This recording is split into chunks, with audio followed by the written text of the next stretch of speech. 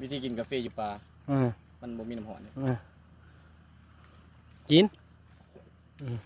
ทอกดิบๆเลยหมดแล้วก็ตากแดดก่อนนะเนาะก็ตากแดดไว้ตากแดดก่อนวะเอาจะได้มันหอมตากแดดก่อนเนาะนี่เนาะวิธีกินกาแฟอยู่ป่ามันบ่มีอันนั้นบ่มีน้ำหอม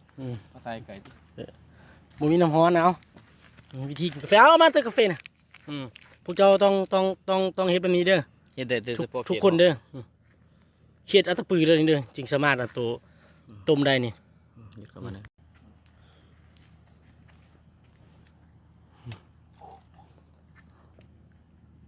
มันด้านมือนะฮ้อนหลายเว้ยมันด้านมือนะสั่นเลยมันเย็น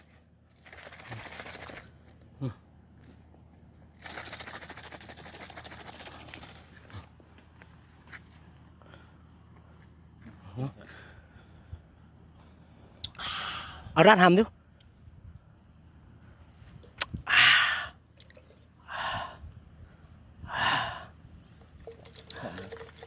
ฮอนบ่โอ้ฮอนบ่กินแล้วกินคือกันโอเคอิ่ม